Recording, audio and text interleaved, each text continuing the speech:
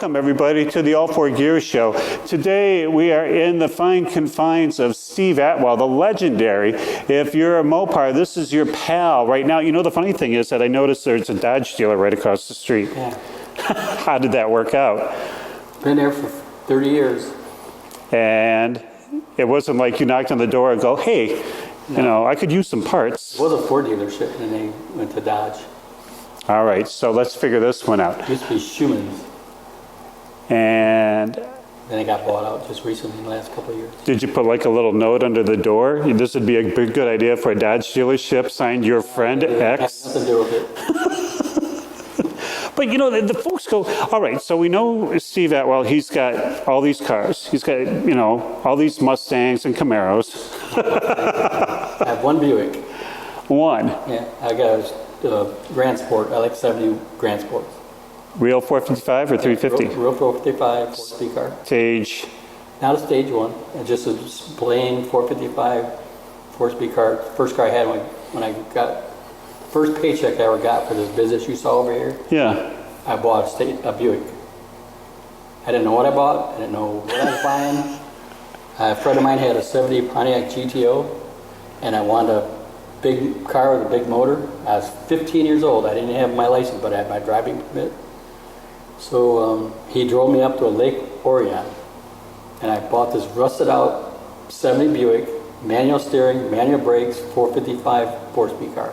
What could go wrong? And it was 1976, and it was already rusted. I bought it for $500, and I couldn't drive it home. My dad had to go drive it home, so he drove it back to the house, and he handed me the keys and says, "You're going to die in this car." Thanks, Dad. That's where I started getting the hot rod bug. I had that car, and I beat it up pretty hard. I had transmission, had to rebuild a transmission at 16. Learned, we didn't have a lot of money, so I learned how to build transmission. So TH, what would that be, TH400? No, that was a manual transmission. Oh, that's right. Oh, yeah. So, and it was already wiped out? I broke it. I did a reverse hole shot. Nobody told you? On a Muncie trans, you can't do that. It breaks the idler gear off. In reverse, it's got a little idler gear that's mounted to the side of the case. I ripped that right off and put a hole in the case.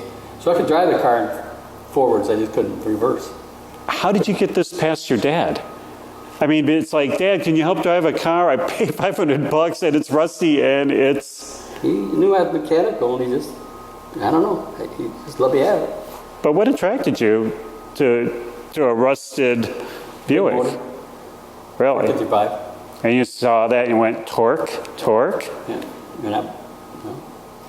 yeah, it was a good car. I had it for 2 years, and I sold it. Bought another car. And when you sold it, how was the engine? Oh, it was bad.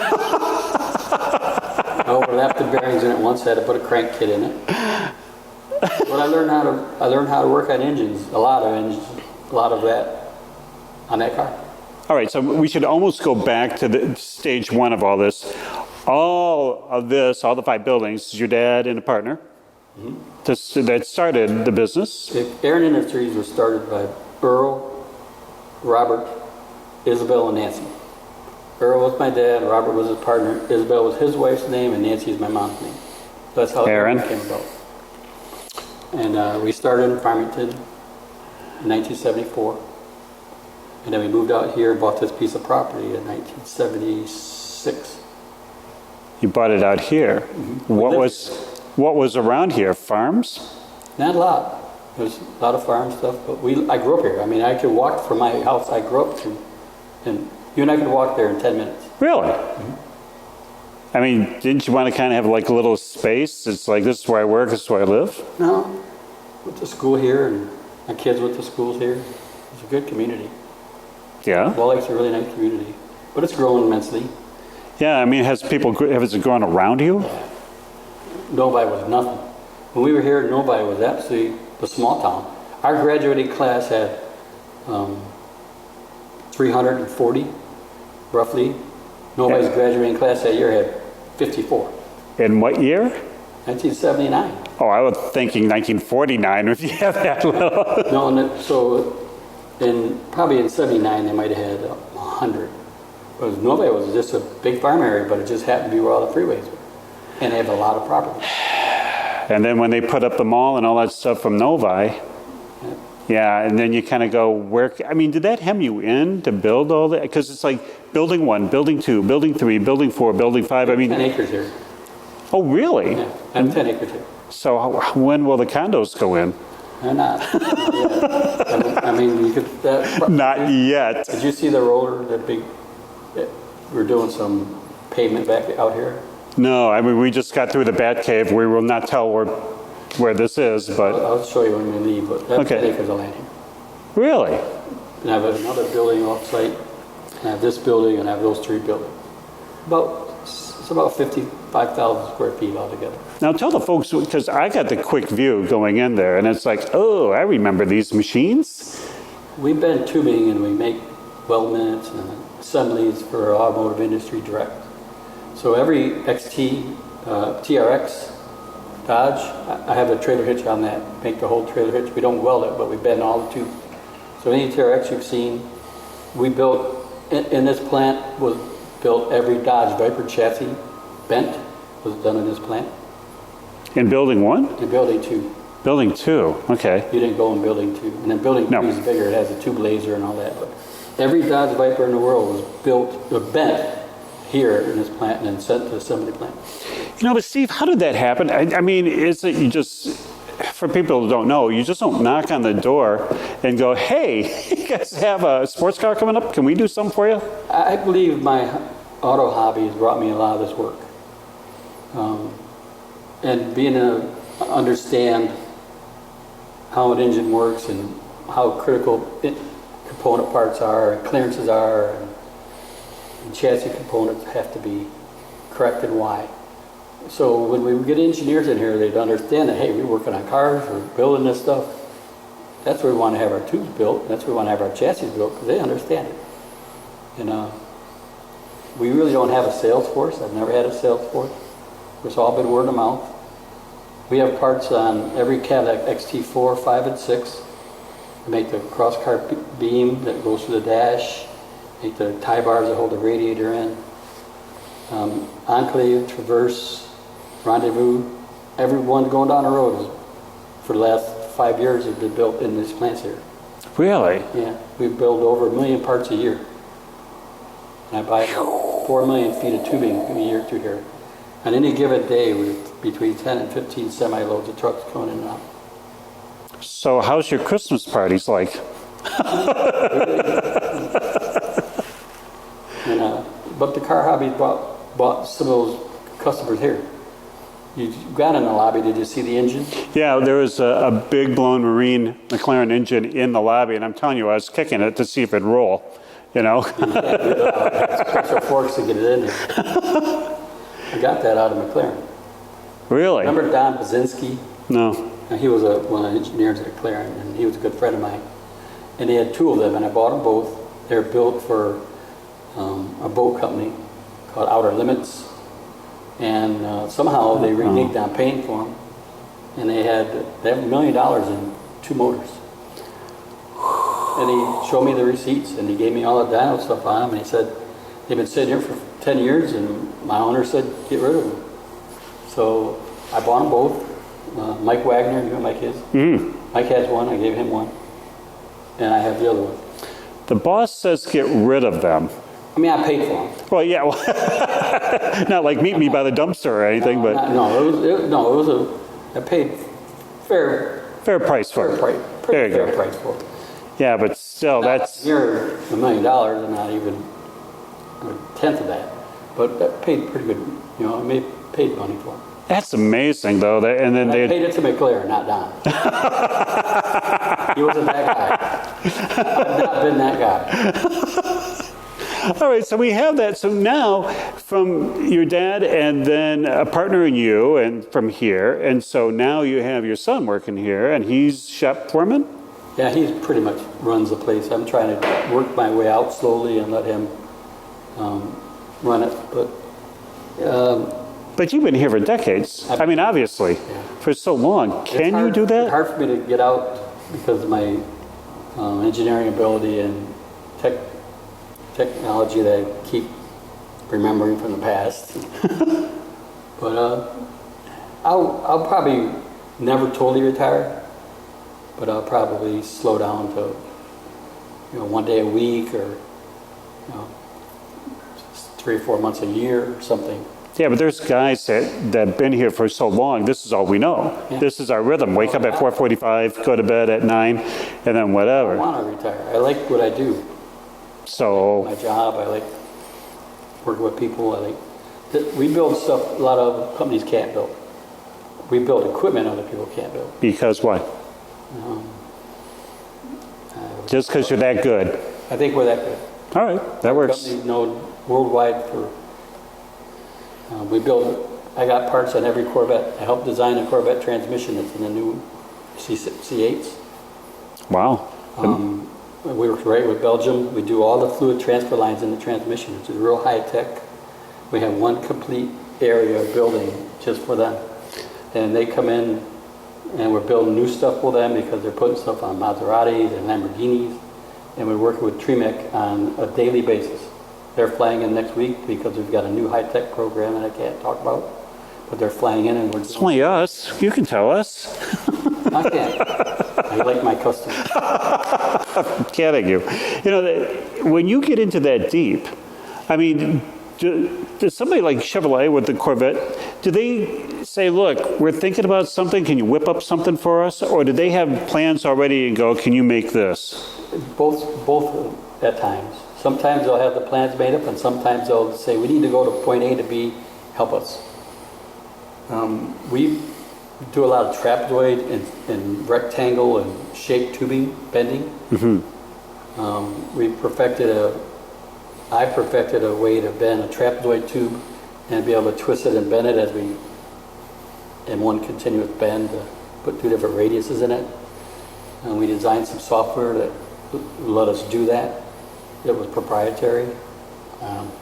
GM was hydroforming the parts for their tie bars, they call it. I'm going back in probably 2004 or 5. They came with us with this hydroform part, and they said, we'd like to try to make this bending. So I took a round tube, we shaped it into trapezoid, we forged it in a way, and then we were able to bend and twist it in a different way, and then we designed it so that it could roll a tube, and then it is for the Cadillac program, and make a program that went from $10 a part to $250 a part. And they run almost $1 billion a year. Wow. Save them $8 million a year. No wonder why they camp out. Do they have an apartment around here? They don't forget those things. Yeah. Even the new engineers, when they get something difficult, come here. It was a tough part. It was hydroformed, and we made it not need to be hydroformed, very manufactured. We took an operation that was 10 minutes down to about 38 seconds. Oh, that must have been a nice presentation that day. We pierced all the holes in one operation. We bent it, and we pierced holes on numerous sides, and that's all been designed here. Steve, which way do you like it better? Do you like it when they say, here, we got everything for you, make it, or do you like it when they say, we're kind of stuck, come up with something? Because really, now you have to sit down, stop everything else that you were doing, design this thing, or is this more of a challenge and say, look guys, carry on with this, we'll take this? They're both the same to us, because they never come with a design to tell us how to do it. They come with a part they need, or area they need it made. So even if they give us a part, they don't know how to make it. They don't know how to put it masked, yeah. Yeah, they have a tube, they have a special tube with a bracket and shapes. They're not going to tell me how to make it. They're going to say, what's your price and how much is tooling going to cost and how fast can you make it? And sometimes they'll give us a tube that we will go back and say, we can't do this. Then we've got to go back in and redesign it. We've bought this today. And then one of our customers from your area, actually, I won't mention them, but they're from Romeo. They sat in my office just before you got here.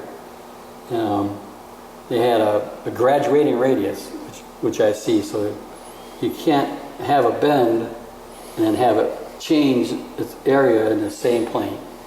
So we had to educate them to educate their customers. Say, you guys quoted this, you're in trouble because it can't be made. This is why it can't be made. So I got my CAD guy up there right now showing them why it can't be made, what we can make, and have to fight backwards now because they didn't catch it in the first place. I always catch it because it's something we fought and they hadn't seen it before.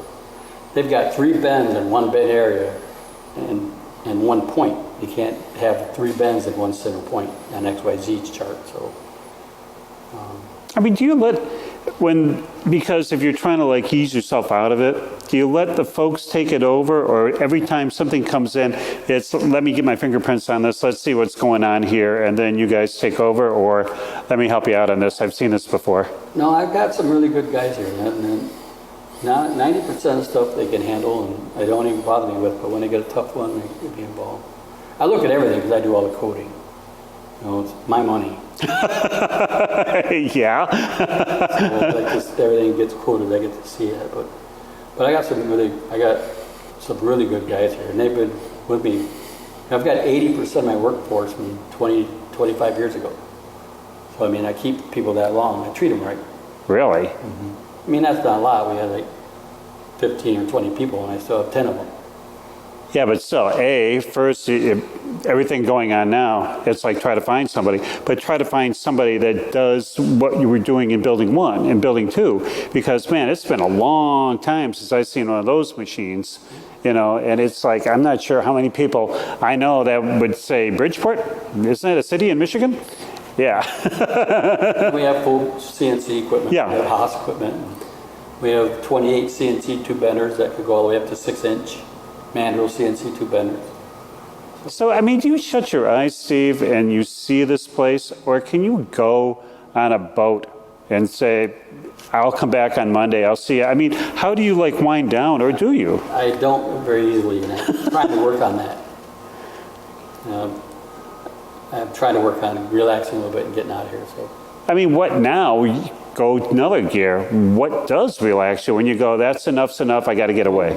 these cars are my relaxation, and the racing my relaxation. As intense as it is, that's how I relax. Now let's go from, again, a new area. How long have you been in drag racing? The Buick not included. No, my drag.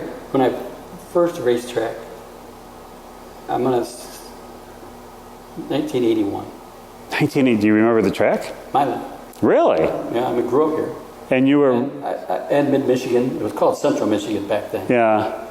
And you were living here? Yeah. So you went right past the pier, and... Because you had a lot of folks. Yeah. Up here was a dive then. They didn't have a towering tower. You just got your ticket. I mean, up here was the place you went to just out of desperation. I'm sure you've heard that before. Yeah, we remember when it had pit toilets. Yeah, it was. Yeah, They've done a nice job with it. Yeah. I was there last year and hadn't been there. I haven't been there in 20 years.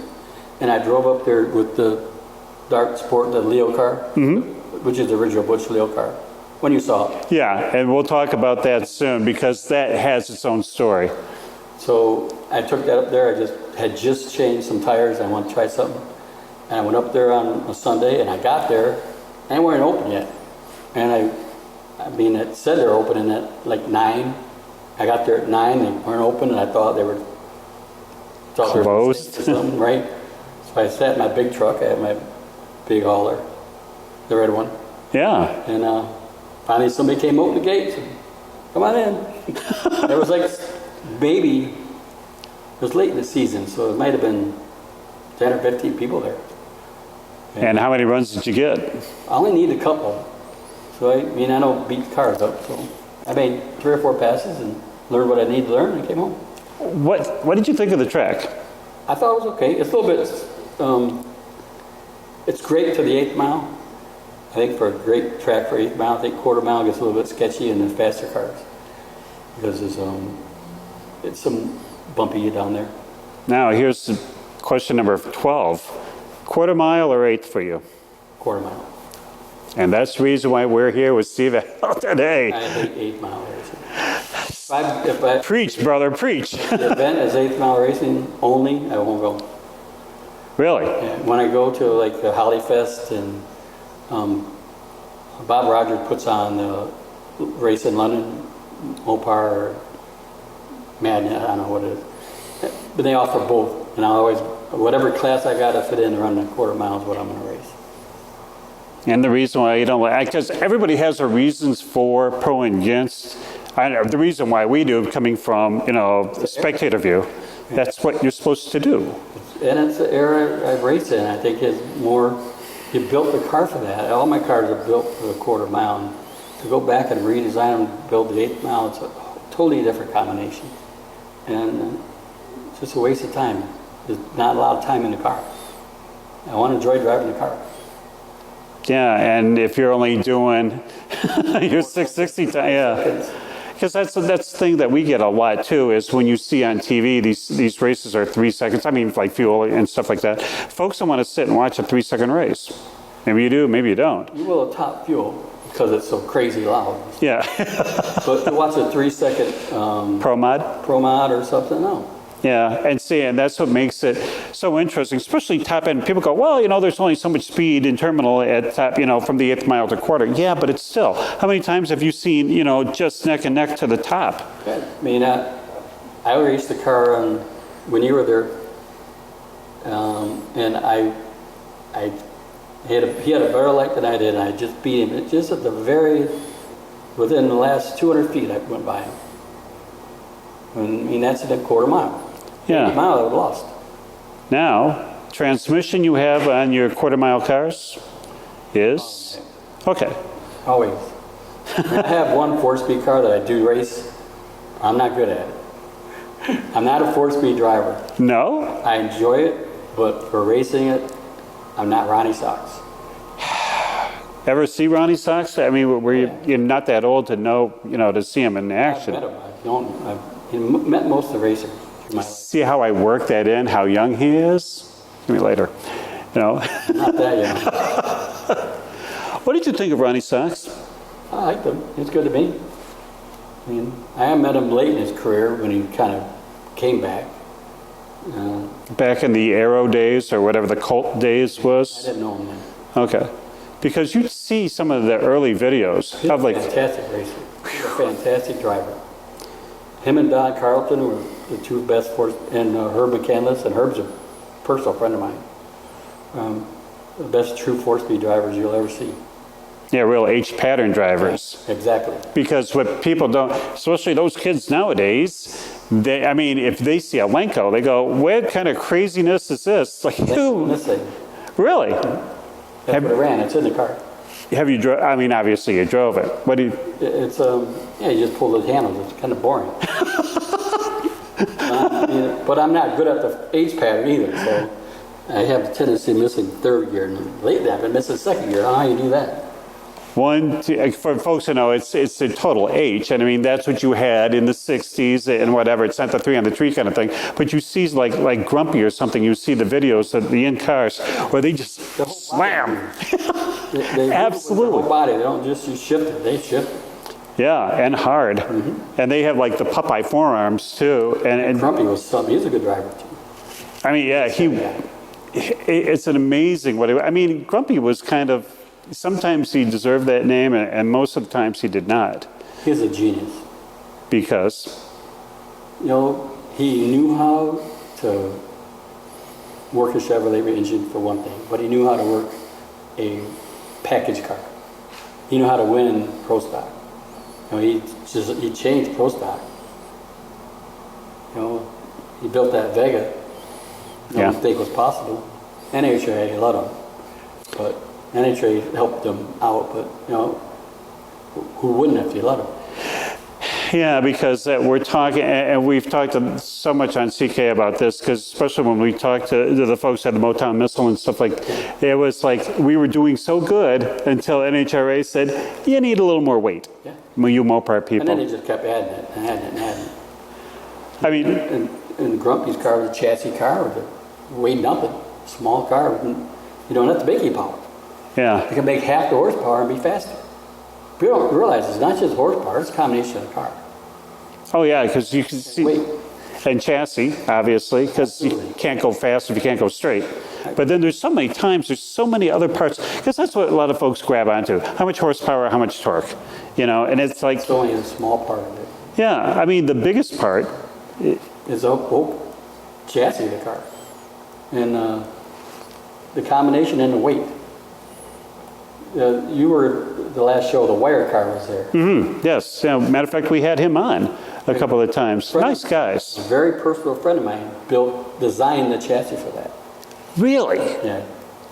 John Rasback designed the chassis. He also designed part of the Viper chassis, and he designed the GT40, the new Ford. Yeah. But they came to John and said, we want a car that's going to be 1,800 pounds with a motor in it. Okay. And he did it. And he designed that chassis. And he's one of my personal friends. I travel with him to Vegas, to the national, the oval races and stuff. But we've been good friends a long time. But they came to him and said that we want a chassis with the motor that's 1,800 pounds. What? An A-body. You know, they're 3,000 pounds to start. Yeah. We want a car almost half the weight it was. Why did they want to go? I mean, it's a It huge. had to be that light to make it competitive. It's all about being competitive because it's grumpy. And that's why you see the wire in the back. I mean, to catch you up for folks who don't know, in the 60s, Mopar, was just dominating. I mean, it was almost kind of like when the rule of thumb is kind of the Superbird in NASCAR. Go in, kick butt, get yourself smacked down. It's like you're too good. And I mean, because people go, well, that's the Mopar wine. Well, it's not. If you read the book, if you read the NASCAR books, they're actually adding, Chrysler had to go down to crazy, like 366 or some dumb thing, and even with Pro Stock, because if you take a look at old pictures from CarCraft and stuff like that, you see in line in Pro Stock, Barracuda, Dodge, Barracuda, Dodge, Barracuda, Dodge, and I mean, hot rods like this, even down when Duster came out, when anybody. It was a modified car because it couldn't qualify for Pro Stock. It's built as a Pro Stock car, but this car had to run a modified because it just didn't make enough power. And it couldn't get the weight down. It made enough power, it just couldn't get the weight down. This had to run against the 75, 76 car. That was right when the Vegas started coming out. The small Pintos and Mavericks and AMXs. Yeah, way to go, AMX. I mean, they did it. The Tijuana Taxi, those kind of cars. And they were crazy. The best year for drag racing was what? I think 1965. 65? I think there was no evolution of racing in the world like 1965. Because? All right, let's look at 1965. You came with a 64, they had the Thunderbolts and the lightweight Chryslers and a Pontiacs and stuff, but really just a Thunderbolts and a lightweight Chrysler. And 65, the FX cars came out. They went from running, 11 O's to 10 60s to running 8 seconds in 1 year. They went from carbureted AFX cars, carbureted cross ram, to full-on injected nitro in a period of a year. There's never been an evolution of racing like that in the world. I mean, that's 4 seconds. No, you're right. If you get... You got to really think. They went from... you look at the cars, they were just destroying those cars with nitromethane and twisted them, but they didn't care. They were just making it 1 year and throwing it away. That's what, I think it was maybe been John McCormick or Al Bertler was saying, in that era, you couldn't keep up. No. Because... Every weekend was a new motor, new combination. Right. I owned I restored the Strickler car, the Dave Strickler FX car. I own that Nick Smith owns now. When I bought the car, it had Chuck McJerry, because that's where he sold it to. He had changed the body panels on it, so I totally restored it. But as looking through all the pictures, I had to pick a race, because every race, it was that different. I just had to pick one race to put the paint scheme on it, put whatever injectors they were doing, whatever he's running on it, because every weekend was a different paint scheme or a different combination of engine or different something. You just had to pick one race, and that's how you make it look like. And you said, this one. Yeah, just pick one you like the most. Wow, because it was, when you even take a look at, like when the surfers were doing top fuel, when they're running 100% nitro, you know, and psyching everybody else out. I mean, just to run nitro, are you nuts? To run 100%, are you bigger nuts? And then everybody else try to figure out from there. And they were running some hydrazine back in that. I mean, they tried some. Oh yeah, that's right. Yeah, they would try 3% hydrazine, which is even crazy. For people who don't know, that stuff is like... Nitromethane on steroids. Yeah. Because at that time, and you bring up a really great point, Steve, everybody was trying to figure out, they're trying to get the advantage. There's got to be something. You know, they look on the shelf, they go, if we had that and that, I wonder if we make this bigger, if we make this lighter. You know, because I mean, Sneaky Pete Robinson was nothing but for light. You know, I mean, he would try to do the most, not even wear shoes. He really did, but I mean, anything that would give him a lightweight advantage, because there was so many different schools of thought. Lightweight, small block, faster. Big block, doesn't matter the weight, just make it go like an ape. You know, and there was so many, and now it's kind of got homogenized, I would say, as opposed to 65. I think 65 is the most interesting year of racing in the history of drag racing. Because you really still had cars from 60, 61, and these are not small bodies. No, no. You know, especially for V-bodies. They're typically 3,800-pound cars, 3,800-pound cars. They got those down to 2,000 pounds with the AFX cars were, 2,200, 2,400 with a full Hemi in them, but there was nothing to them. Oh yeah, I mean, we were with all the A990s. You know, like with Roger Lindemood, who was just down the street from us and stuff. It's not a sexy looking car, but it was a car that worked great. You know, and there was so many people in that era for Chrysler, you know, that would run that. Chrysler believed that, you know, went on Sunday, sell on Monday. And they really believed that. And I believe it worked for them. It built the Roadrunners, built the Chargers. I mean, the Roadrunners was built as a street performance for kids because they wanted to go racing. He had a Charger built off NASCAR, so they win NASCAR Sunday if you want to buy a Charger on Monday. I mean, they really believed that, and it worked for them. Yeah, I mean, they could, and then Chrysler, and I kind of talked to Brian Wolf about this, about Ford, but we know with like that secret garage that Chrysler had back in the 60s with Tom Tiganelli, with Mr. Hoover, with Lindemood. I mean, there's some serious names in there, and they said, here, design something crazy. Can you imagine that's your Hoover gig? had an open checkbook pretty much to do what he wanted to do, and he was a great guy. Yeah. I was lucky to call him a friend. So I was with Tom numerous times, and we were close friends, and I went to his funeral in Pennsylvania. He was a great guy, but he got the right backing from the corporation. And you know, there was great guys at GM that just couldn't get the corporate backing because Chevrolet said that, no, we're not spending money. They had 10 times money ever that Chrysler had. Yeah, but Chrysler was like, look, we don't have the design, so let's win in the engine compartment. Here you go. Here you go. You know, and it's amazing that, and this is no secret. I mean, they had, you know, the famous Silver Bullet, which may or may not. There's 101 stories. I mean, Silver Bullet. Silver Bullet, good car. Yeah. Okay. So actually, really, because there was like, there's one Silver Bullet. There was 3 Silver Bullets. There was. There's really one. Okay. I believe there's one Silver Bullet.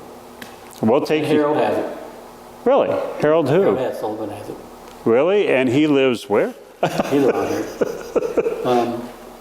Teddy Spihar is a close friend of mine. He built the engines. I see Teddy very often. He and I travel a lot together. He's one of my best personal friends.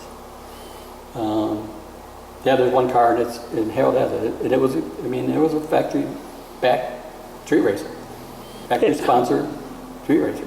It must have been outstanding. It was. To just say, look, guys, we're giving you a building, whatever you need, don't tell us, just make it happen. That street race in Detroit sold cars. It was that busy. It was that crazy in that era. That was 67, 68, 69. That street race in Detroit sold cars. We're talking Woodward? Yeah, French Road, different places like that. Oh, the racing. Mm-hmm. Because there was rumors always that Chrysler would send out, like a Tiganelli, like a Linda Mood, take a car, go out, pick on people, let you be seen. Yeah. Don't get hit by the cops, you know, but Absolutely. but take something that a little bit that hasn't gone into a car yet, and let all those folks out there see you womp up on a Mustang. You know, the direct connection program, you know, they really, when I was young, right out of high school, I worked at Kofel's place over here in Wall Lake, Dave Kofel. Yeah. And I ended up being in Scott's wedding, and my son was in the wedding. He happened to be the ring bearer because they were a close family. And the direct connection really was for the racers. What they learned at the racetrack, the racer guys, the people, Paul Rossi, Arlen Vanke, Teddy Spihar, all these guys that did all the testing. Hank Vanke did a tremendous amount of testing at Milan and Detroit Dragway. What they learned, they actually gave to the racers, and they built that product for the racers. They didn't hold stuff back. They gave them what they learned. Which is because with the gentleman that had the wireframe car that was there at Milan, he said we would have to go down and we would record all the stuff that was going on, and then once we found that out, as opposed to keeping it for Don, we told everybody that was racing Chrysler vehicle, this is what we found, you know. Joe Pappas. Yes, Joe, right. And he was one of the guys that did all the testing. He worked with Carlton and Mike Fonz and Teddy Spihar and Al Adam and all those guys. They gave to everybody. They wanted their product to win. They didn't want just one person. You know, you had Ronnie Sox and you had the great guys that were fantastic, but they wanted the whole race program to win. That's phenomenal, because normally that doesn't, especially with a factory. You see backdoor stuff only wins. Yeah, right. And then you have your sweethearts, the ones that you want to win. You know, but then again, we had Chrysler. I mean, you had Saxon Martin going around sponsored to dealerships to give like seminars. In classes, how to go fast. Right, and I don't remember seeing that done by anybody. This is where we plant the Mopar flag. We didn't see that with anybody else at that time. You know, and the cool thing is that Chrysler wasn't hand shackled with the Corvette. You know, they didn't have that really weird rule where no car could have more horsepower than the Vet at any given time and whatever. You know, And they would do it for small blocks. David had a straight, slant six. program. I had a hyper pack. I mean, they would for everybody. Ever drive one? Every pocket point, any cash point. So anybody that could be, if you had $100 to race with, or if you had 10,000, they built something that you could work with. You know, direct connection lasted how long? Because it was almost 20 years probably. Yeah, and then all of a sudden it's like how Hustle much stuff before that. It's Hustle stuff. They had a little just before that, direct connection, and now it's what Mopar Performance. Yeah, because now they restarted that up again. Yeah. You know, I mean, I did a lot of stuff for direct connection, and I did a lot of parts for early Mopar Performance here. But as I grew, I kind of couldn't do that, small volumes and things. But I still, you look over there, and I can show you when we get off set here that there's 3 blocks over there from Kent Ritter, and I'm going to be machining Kent Ritter blocks in the next 3 or 4 months. He had lost his machining company, and he and I were working on putting a program together. I'll be machining all his blocks here. And Hemi blocks. so now it's nice that you're doing the high volume stuff. Now that are you thinking about coming back here to the low volume, high performance stuff? I'm letting my son run the high volume stuff, and then I can get back and doing stuff that I enjoy doing. And he can get back to the hobby. Because the blocks aren't being done right now. And they need done. And so they come to you and said, by the way, A month ago and said, can you do these? And I said, yeah. So I went and picked up the blocks, and we're going to start machining them probably in the next 2 or 3 months. now that you're doing blocks, and now that's going to be known, do you expect people to, hey, Steve? I won't sell them blocks that I don't own.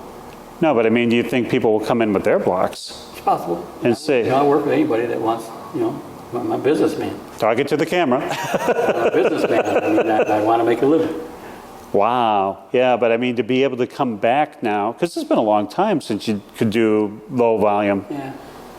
I mean, I consider 25 or 30 low volume because, you know, we make a million parts a year, some stuff.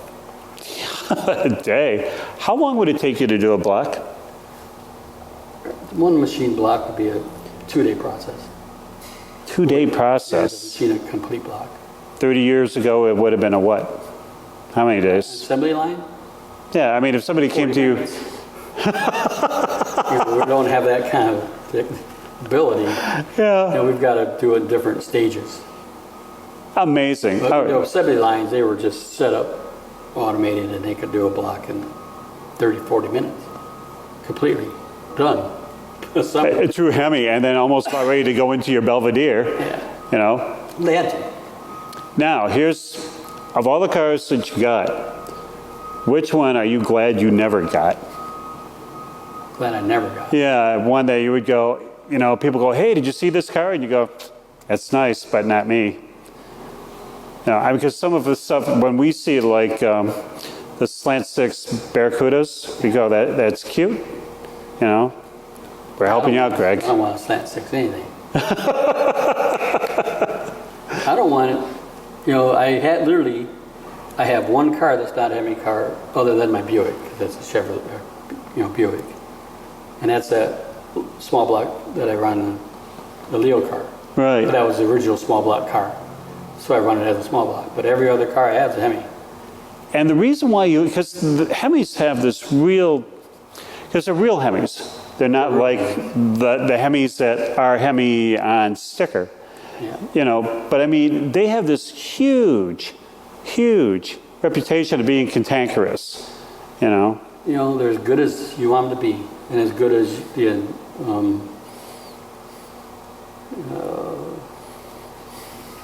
intensity you put into them. Hemis are tough to build to go fast, to go real fast, without paying a tremendous amount of attention to detail.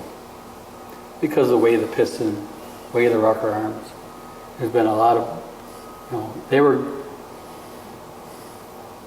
like, let's go to 440 to Hemi, okay? Mm-hmm. And a 440 and Hemi, when they were built new, they were almost the same power. They're within probably 30 horsepower, 40 horsepower. But you could make a 440 so powerful, you could only make it from, let's say it made 400 horsepower. You can make 500 horsepower, but to make it 600 horsepower is real difficult. With the Hemi, to go from 450 or 500 horsepower to 800 horsepower isn't so difficult. But to go to 1,000 horsepower, like this kind of motors, it's difficult. Because you got to escalate their RPM level, and that's what hurts the Hemi. Really? Yeah. The Hemi feels good in what RPM range? It's good, it's really good to about 7,500. And you can make a lot of power at 7,500. A 440 won't go 7,500. The heads won't make enough airflow to go to 7,500. Hemi will. But you do get up to 9,000 or 10,000 like the Chevys can because of the piston design. It's too much weight, too much rotating weight. Pistons are 800-900 grams and the Chevy's 400. So it's a tremendous amount of force on the bearings, crankshaft, cylinder blocks.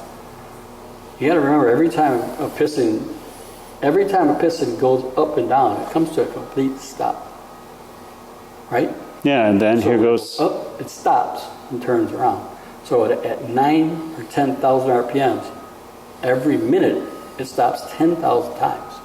So all that inertia for the weight goes from being accelerated to stopping. Wow, and then. And it tries to break the pistons. And the piston, we fought when I was racing my Nostalgia Pro Stock car. Our biggest issue was breaking pistons. I could Really? put about 30 runs on a set of pistons. And then. So I tried to run it in 9,000.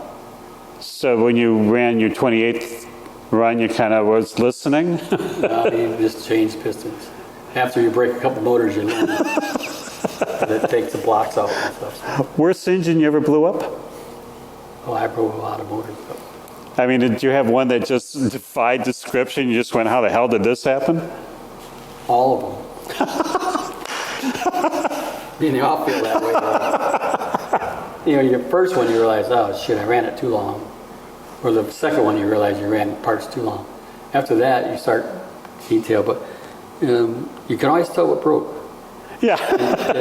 Yeah. Teddy Behar was a genius of sciencing an engine out to tell you how to see what caused the breakage. Really? Yeah, he was like a forensic scientist. Teddy, I can't probably admire anybody in the engine world more than he. He's that good a guy of engine builder. Really? One of those ones that can just lay their hands and go, your valve's cracked. Yeah. Just experience. Really? He built all of, you know, he owned the Mopar missile program. That's the guy that owned it. But and Tom Hoover, we were at an event that Tom Hoover was, we were in Pennsylvania, one of the reunions or something, and Tom Hoover was giving a speech, and you won't forget this statement after I say it.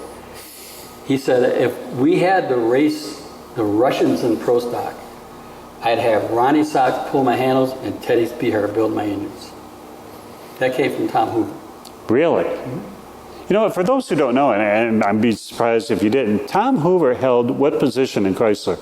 He was a head engine designer and race program manager.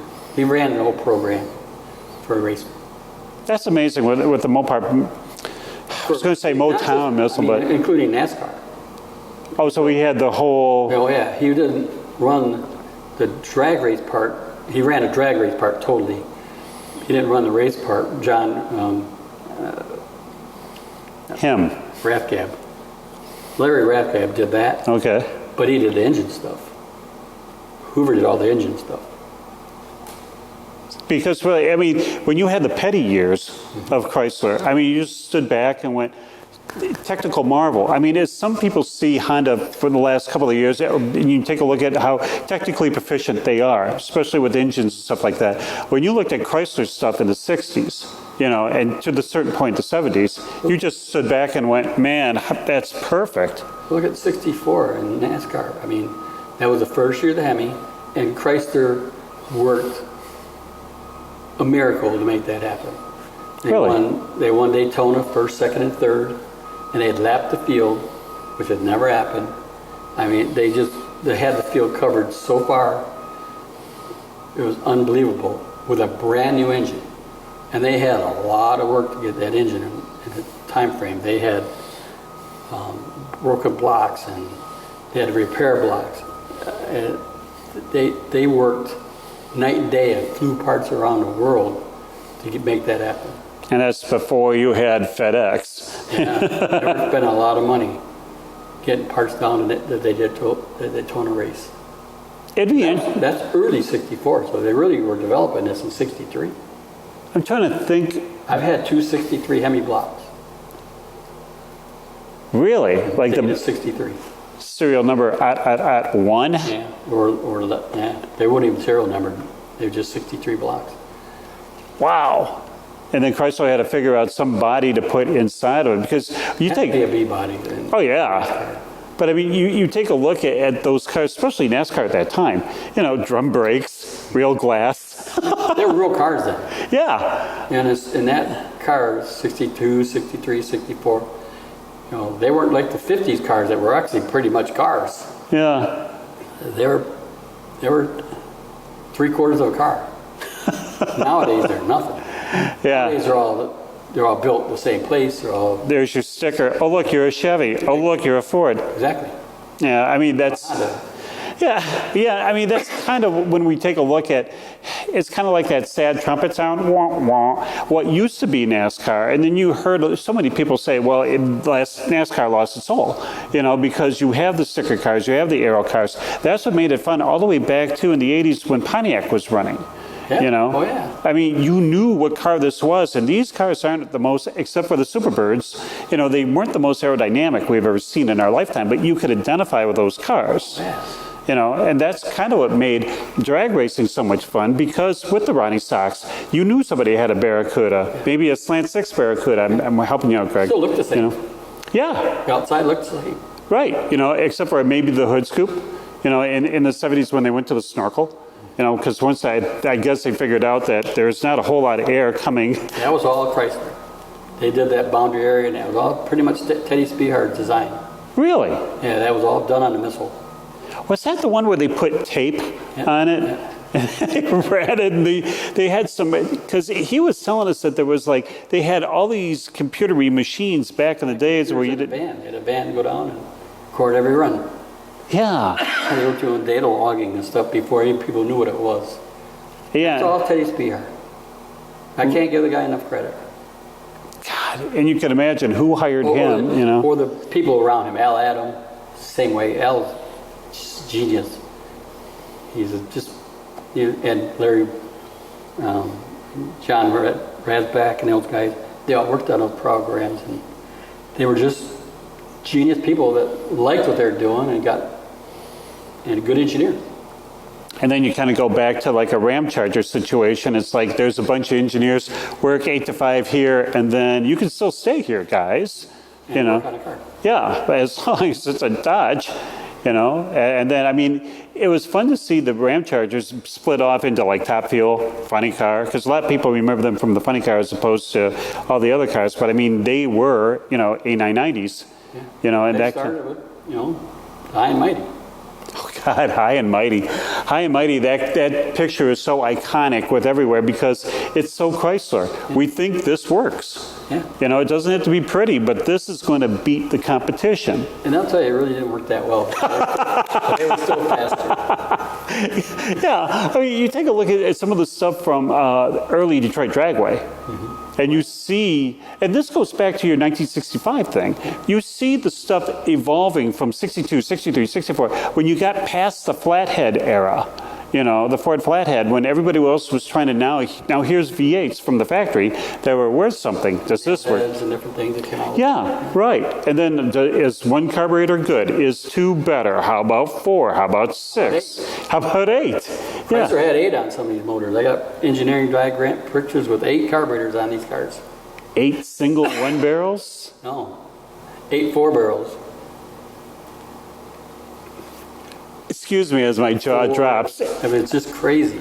How would It didn't work. on what, on a 273? Been on a Hemi, but 8, thinking, well, if 2 went well, you know, we could do like this really crazy cross we were ramps. just trying to get them over this, you know, line of sight porting. So Yeah, but still. All right, the best improvement to a drag racing engine that came down the line ever?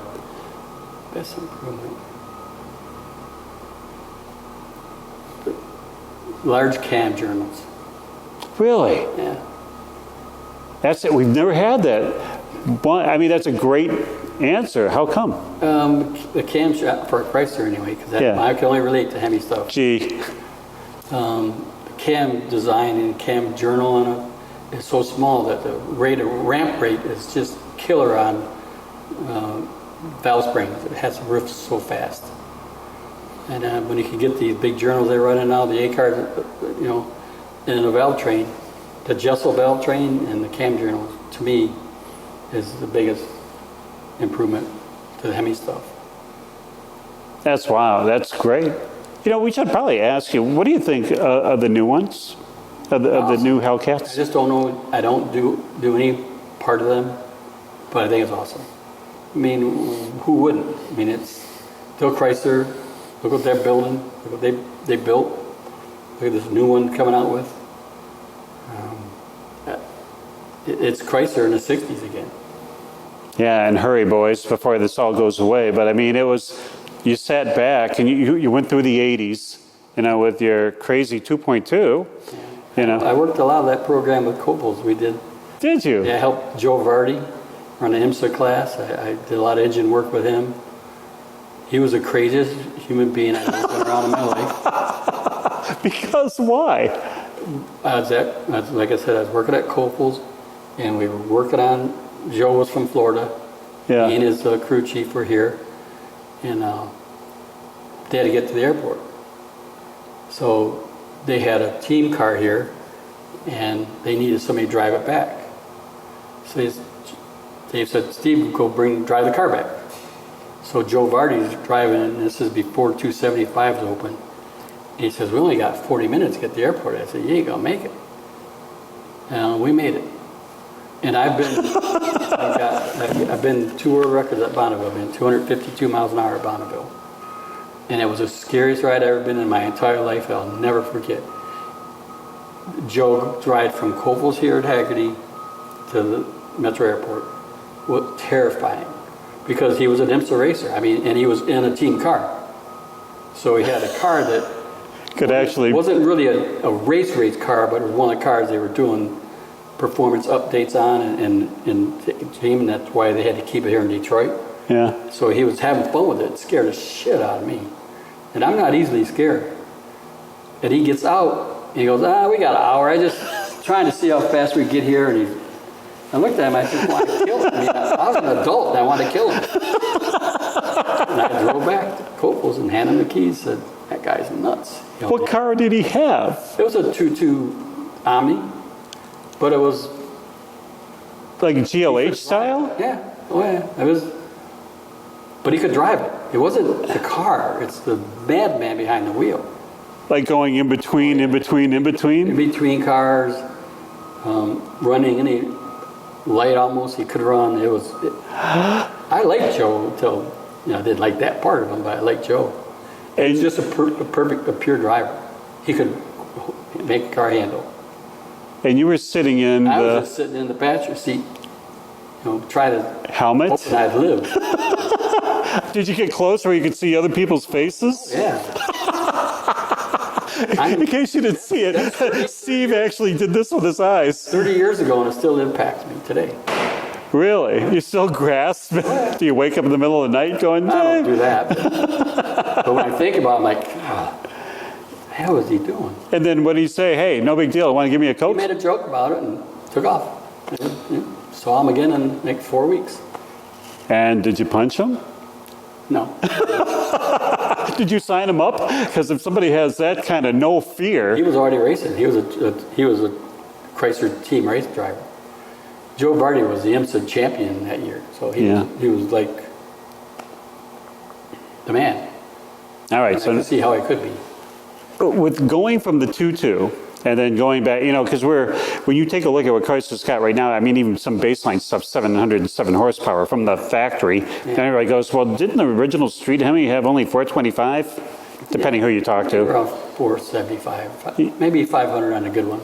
Yeah, right. And so you're going and you're getting this and you're getting a warranty? Yeah. And now they're upping 707. Who's got that crappy little thing? Technology, tire technology, everything. It's so much better now. And they've done that. They got the piston down, weight down. They can run the RPMs they want. And yet you love these guys. But I like these. Yeah, I like making big fat cars go fast. Big fat cars? Yeah, Chryslers are big fat body cars. And you know A body for you, except for... Yeah, I like A bodies too, but I really like the B bodies. Really? Your favorite B body? 65 Dodge at Plymouth. Really? I have a really nice A990 you haven't seen, I don't think. You see my gold? No, not yet. And because everybody knows that at CK that we have that cutout of Ronnie Socks in front. And then if you understand what a GTX was and the whole evolution of the GTX, when you went from the GTX to the Roadrunner you got rubber mats, but you got a hell of a 440. In GTX you got that, and you also got carpeting. Yeah, GTX was the dressed up. Yeah. I mean, it was the gentleman's racer. Yeah. At the time, it's like, look, we'll give the Roadrunner for the entry level just to get you in, but you're going to get the great engine, but with GTX. And even down... Chassis, same everything. Yeah. You just got better wood grain. Yeah. A little bit heavy duty suspension, a little bit place. They put a few little things in it, but... AM, FM. Sometimes. If you didn't get radio delete. My GTX only has AM. I have a GTX. You know, you have all these cars around here, Steve. I mean, really, there's I can see 3 here when we walked in. I mean, one here, the GTX over there. Okay. These are just not the run-of-the-mill where people go, hey, look, there's an A-body with a fine 340, or there's an AAR CUDA for sale somewhere at Meechin or something. I mean, we're seeing the real, these are real iconic vehicles, and chances are good that they have some kind of lineage to them. Everything I have is low volume or odd pedigree to them or something that I try to hunt. Add pedigree? Or a different pedigree, like the Leo car. I mean, I bought that because it was Butch's car. I bought it, was kind of beat up A-body, and it came with the original title that he'd sold it to, in an envelope that he mailed it to the guy. It's pretty cool. So I have all the, I mean, from Butch Leo in 1977. Wow. And all the paperwork came with it. And I would have liked to get the Hemi car, but Denny Lobby already had that. So, but I've enjoyed this car. I mean, I would have more fun with this car because it's a small block car, and I beat the crap out of it. I don't want to make it sound unimportant, but it's just a small block car, and I just Beat the crap means 10 grand drop? Yeah, Yeah. yeah, the thing got a NASCAR motor in it, so I put one of the R5s in it, which is that's what's in that car. Wow. So it's a good piece. It's a 700 horsepower motor, and it runs. You know, the best it's gone is a 1016 at 133, which isn't bad for us. You know, it's not that light a car. It's all steel. It's steel fenders. Wow. Everything on it, fiberglass is the hood. And so you It's a super stock car. do say, I mean, so, okay, how many cars, let's go backward. How many cars do you have that are of some pedigree? I can't even tell you. I can't think. More than 40, less than 40? That I don't have 40 now. Okay. How many have I had with pedigree in my lifetime? Probably 40 or 50. How do you do this? I mean, because they're not necessarily on Auto Trader, you know? No, you hunt them. Like You do? My GTX over there, I hunted that car. That's the road test car for CarCraft and Car Life Pop Out Ride in 1968. And it was sold in California after it did all these road tests and stuff. And I hunted that car, and I finally found it. I found it in Santa Ana. But you have to hunt something that you want to find. I mean, what tripped you to that's... Magazine articles. Really? Your cars, I was too young at that time. In 65, I was 4. You know? And Jim Kramer and I started looking, and Dick Towers started looking for the AFX cars around 80, 81, somewhere in there. And I bought the Strickler car. I bought, you've seen the Golden Commando car? Mm-hmm. I bought that car here, and it was down in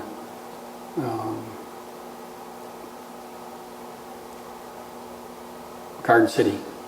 I bought out of Garden City. Garden City? Yep. And that car was in Garden City when I found it. And I promised Dick Towers if I did find that car, because I already owned the Strickler car, that I would let him buy it. Dick got sick, and he was supposed to sell the car to me, and he ended up selling it to Mike Guffey, who has it now. And, you know, we kind of butted heads against that a little bit, because I didn't sell it to him to sell to someone else. I told him, if you get rid of it, sell it to me.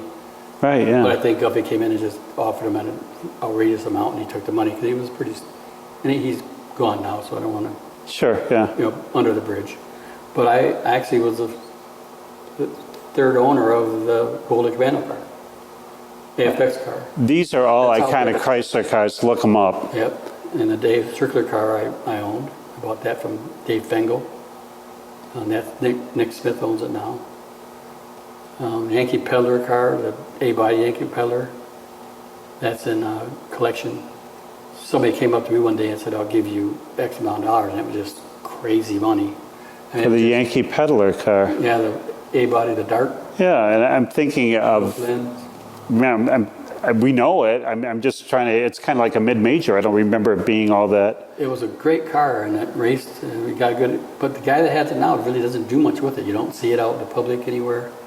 with a big collection in Florida. Which is different than you, because you actually have, and one of the things, a little behind the curtain kind of thing, when we saw Steve at Milan the other week, it was, he actually held it, and we have this video, we run it in the lobby of our place, and we kind of have it on demand. Steve has the keys to the car, and he says, here, you want to drive it? You want to take it around? And it's like, normally people say when you grab for it, they kind of like take it back, but Steve's like trying to throw it at us, and it's like, oh man, we'll never take it back. We'll never give it back to you, Steve. I'll let you take it. I'd let you take it down the track. Amazing. Because you're a smart man. You would have tried to race it, but you could have driven it down the track. You could drive a car. Yeah. You wouldn't have tried to go crazy. You'd have just had a good time driving it. Yeah, Steve, I would have drove it at 35 miles per hour. What is in that car? Because drive it like you stole it. I'm fine with it. The car's a good car. You're not going to drive it any harder or hurt it more than I do. I mean, and that's kind of the fun. I mean, this car is driven. This car is going to be driven. It's going to. This is the toughest one I've built in a long. It's probably the toughest engine I've ever built. How come? It's a D5. It's only running D5 in the world. D5 was a. Tell folks what a D5 is for those who don't know. It's a Chrysler Hemi design at Westlake cylinder head, and it was Westlake designed stuff for Formula One racing. Right. So they tried to bring that into pro stock in the mid '70s. So it was a terrible design for this motor. But why would Chrysler do that? Why would they? They thought the Formula One stuff and the cylinder head guy. So they were just looking to go farther because they had to make more power because the Chevys were getting lighter. Yeah, but why did they trust their guys? You know, because they looked at they looked at everything. It was their Hemi design, but they wanted another guy to look at airflow for it. That's what they did. So they had Westlake design them a cylinder head, and it didn't work. So they learned their lesson. Yeah, quickly. When I talked to Teddy about these, he said we could make almost as much power as our standard Hemi with twice the work. And I know what he means, because this thing was just a hard motor to put together. Hard to find parts for, because they only built might have built 5 or 6 of them ever, just period. And this car, and they built like 3 or 4 cars, because the cars had to be built special, because the engine bay had to be wider because of the head design. So this was one of the cars that was built for the D5, and it's one of the cars that tested it, the D5. They never raced it in a race, but they tested the car at Milan and different tracks with the D5 in it. So I decided to put the D5 in it because it was a D5 built car, ran in a car, and it's the only D5 running in the world right now. I believe it's probably going to be ever. Kramer's got some parts. But he doesn't have enough to put a motor together. I got 2 other blocks special, heads are special, rockers are special. Every part of them is different. The only thing that you could use would be the crankshaft and connecting rods of a regular Hemi, that if you really had to use them. Really? They're that different, yeah. All right, let's go this way. In the era that folks are building Hemis, because Chrysler had a great ad, and I think it was 71, 72, that had all these funny car bodies, you know, the Mustang ones and everything, and they said, thanks for all using our Hemi motor. Put whatever you want to do on top and stuff. With Keith Black running, with Ed Pink doing all that stuff, best Hemi builder you ever saw besides yourself? I mean, you out of it. Who? That's BR. Better than Pink, better than Black, better than... I think so. That's okay. That's a great answer. I believe so. I believe he's probably the best engine. He's probably the best engine builder I ever met. He worked at K-Tech. He did Chevrolet stuff. I mean, Teddy's the best engine builder out there, I believe. Wow. All right. So now you have your... He never worked for Chrysler. How did he never work for Chrysler? This sounds like a story. He was hired as a contractor for Chrysler. He was a contractor all this time? Mm-hmm. He never worked for Chrysler. Why didn't Chrysler say, gee, you look like you're talented? He didn't want to. He didn't want to have that kind of... He wanted freedom. That he didn't want anybody telling him what he's going to do. He's still hating it. Oh, really? I'm not telling Teddy what to do. Teddy likes to get up and go when he needs to, right? Yep. All right. Car that you're looking for right now? Cars you're looking for right now? I had numerous Hemi darts, and I don't have one now, and I want to get one back. So I'll get another Hemi dart. That'll be the next car I buy. I mean, when you take a look at some of these cars, do you look at any of the auctions? Yeah. You know, the Meachams and stuff like that?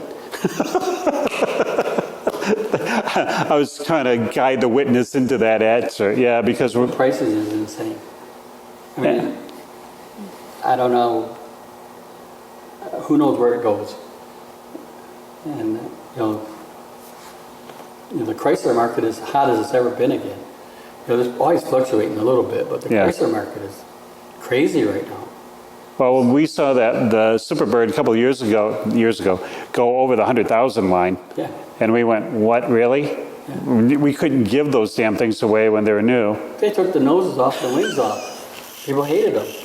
I've owned one Daytona, which I still have, but it's a race car. Like the K&K Insurance one? Yeah, that kind of car. Yeah, the red and white? Yeah. Ish. But to have a street-driven one, I had absolutely zero desire to have one. Could barely fit in your garage if you could. Yeah. They were disaster for a public person to drive every day. Because of the overheating? Just every part of it. Overheating, the parking. I mean, it was almost like a clown car. Yeah, but you had a big trunk. You could fit 6. Yeah, but so did the regular Charger. That was a Road Runner or a Charger. Did you ever drive a street one? Oh, yeah. You kind of make that wide turn? Feel like you're in a Tradesman 300? Yeah, exactly. I mean, but did you ever actually race one, ever put one down and see what it felt like?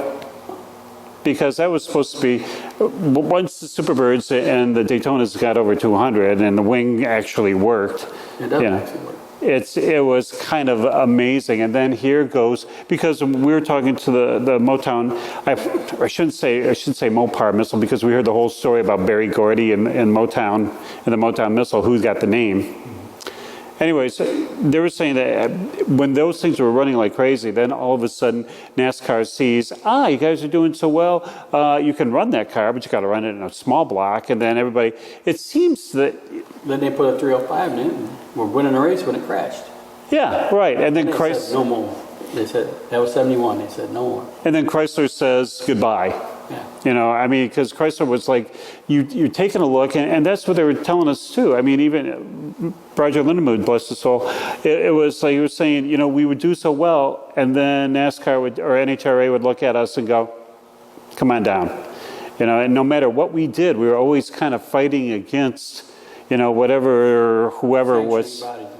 Yeah, and instead of, because his big thing, and it was a wonderful, says we were winning because we were innovating.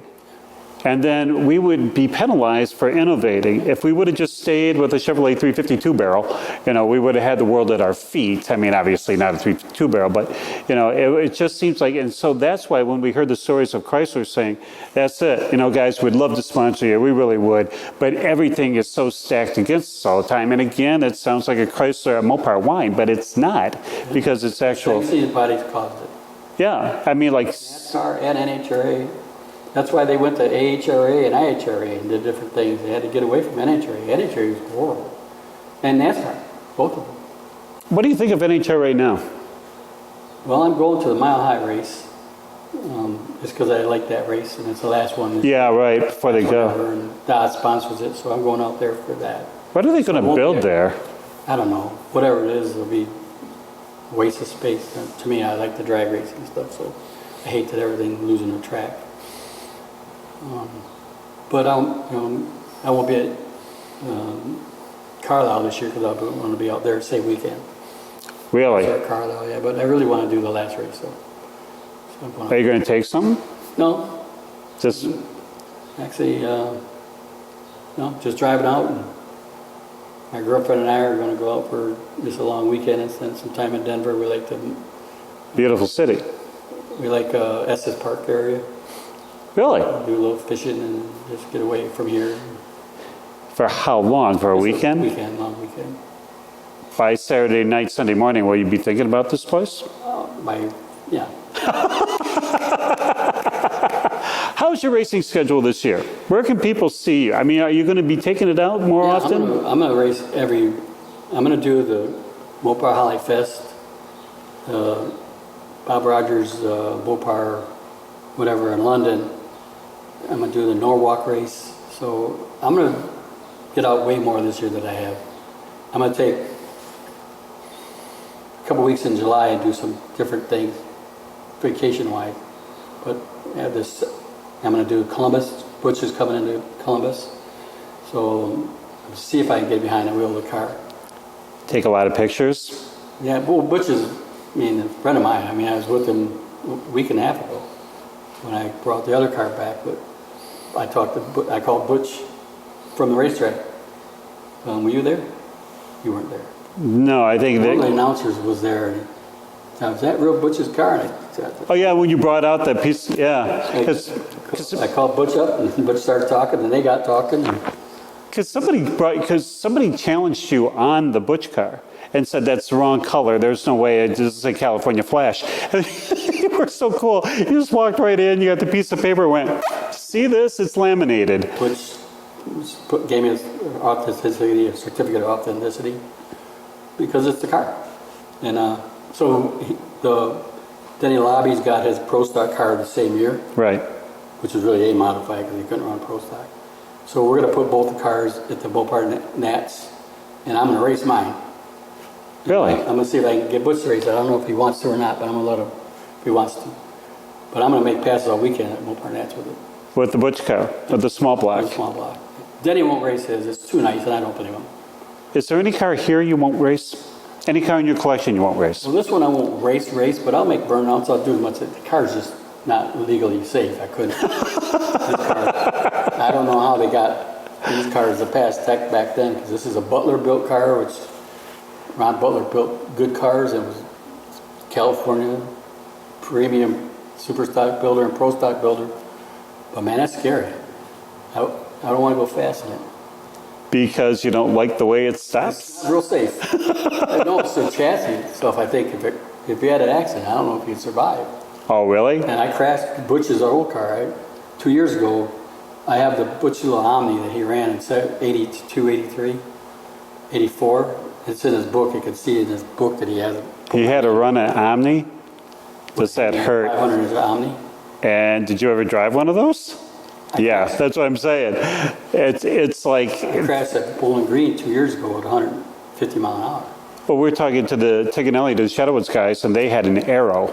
Yeah. And they said Arrow, Colts, those kind of, the 2.2, like the 024 versions, with a little nose cone kind of thing, it's scary as hell. Every single time. You can see why all the Chrysler guys, including like Ronnie, they wanted to put the biggest engine possible in this little teeny, and they said that they were like driving gremlins, and you held on for dear life, and it was like, oh man, let's go.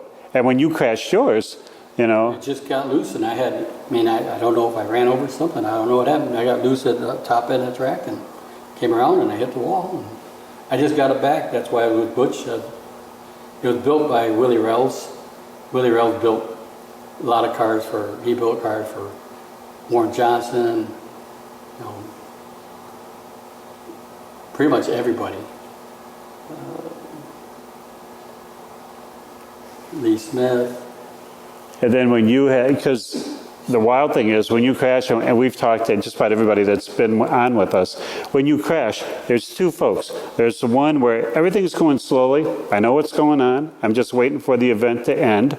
Or I hit, and then I stopped, and I was upside down. How was it for you? It was slow motion. I watched it. I knew I was going to hit the wall, and there's nothing I could do about it. Wow. I remember doing everything, trying to pump the brake, trying to move the brake, trying to steer, and watching the wall come, and it didn't stop me. I tried to race this car the next day, but my brother would have nothing to do with it. Really? He wouldn't let me, so I had to wait one more day, so I got to race it on Sunday. I crashed on Friday. I couldn't race on Saturday, but I raced on Sunday. Were you seriously hurt? Did you have a I concussion? broke a couple ribs and And you wanted to run the next day?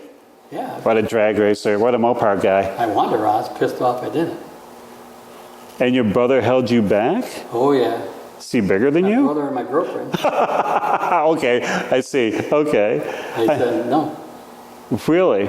And I might have had a slight concussion. I don't know. I had, Slight? but I ran it Sunday. How I raced bad? it Sunday. How bad was the car? You broke ribs. Oh, it destroyed the car, right? And Willie had to fix it. It took the whole front end of the car off. Willie put a new front end on it. So Willie Reld built the car originally. So Butch called him up and said, "You want to fix your old car?" And Willie said, "Yeah." You know, he doesn't do much anymore, but he did it at his house on a jig that he built cars on. Was there, and I worked with him. Went out numerous times, and I wanted the car because it's an iconic car. Yeah. It's one of Butch's cars and one of the last Chrysler that he drove.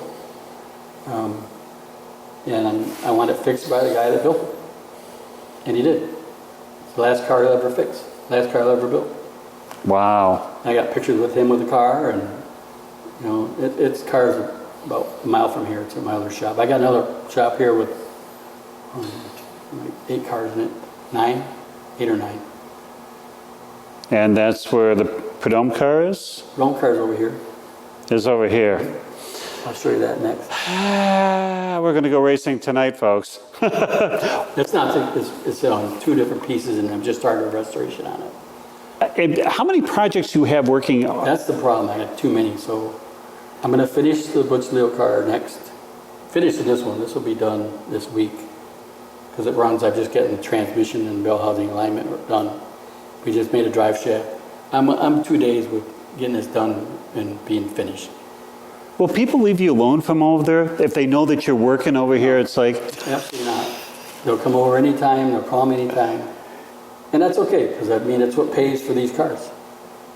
Whatever they do there pays for these cars. But where do you find, like, you know, like for bodies and stuff like that? I mean, a lot of this stuff is incredibly period correct, you know? All of it, period. That's what I'm saying. So it's kind of like, where do you find all this this OEM kind of new Well, stuff? I've been collecting it for 40 years. I have a lot of it already. Where's your warehouse? Don't tell me where your warehouse is, but I'm thinking you have a warehouse of fenders. No, I don't do that kind of stuff. I don't do any body work. I don't do body stuff, but I have a warehouse of engines and engine parts, and I have a lot of parts. Wow. I have one of the larger collections probably in the country of parts. Really? Only Hemi stuff. Not a So, big, or you know, transmissions, Hemi transmission, bell housing, those kind of things. But just Hemi related. I just never did collect 440s, and I like the A12 cars and stuff, but never interests me. Everybody's crazy about them now. I don't get it. They're cool cars, but they're not mine. For me, if it didn't have Hemi, I really didn't look for it. And it's not meant arrogantly. It's just not meant any way. Just that's what interests me. best, Hemi. best year for a street Hemi? 68, I think, because it was a new Roadrunner, and it's kind of a good-looking car. Cool. Because it was only because there's so many. Once 68, 69, and 69 Roadrunner was probably, you know, iconic car. So 8, 9. And then that's the last good year of them. Well, the 70s and 71s were hydraulic cams and different things, but Yeah, but and the good thing is that Chrysler had the good sense to kill it. yeah. You know, before it got, because you look at it and you go, how do you smog motor this? I have the only Hemi thermal quad intake built in the world. I got a Chrysler engineer. One of the engineer friends gave it to me and said, "You can have this because you're the Hemi guy." It's a thermal quad Hemi. I'll show it to you before you leave, but it's for a thermal quad. We're taking pictures. Talking about leaving, it is time for our time to go. Steve, I can't thank you enough, man. We really didn't even talk yet. I understand. Absolutely. Well, we figured that since we got it to the 2-hour mark, you know, oh yeah, we haven't, here's the story. We haven't even touched bases on cars yet. Here's what we're going to do. We're going to have an apartment upstairs. I see that stairway there. I'm putting a sleeping bag there. We're going to be here all the time. We got to have you back on. You're right. We haven't touched on half the stuff that's over here, you know, and I know that folks want to go home. We'll do it again next year. Oh, no. We'll be doing, I'm just going to go get a Slurpee. I'll be right back. Anyways, be talking about being right back. Thank you for being with the only station that gives a damn about the greatest sport on earth and Hemis. Welcome to CKiW. Hi, Radio 76.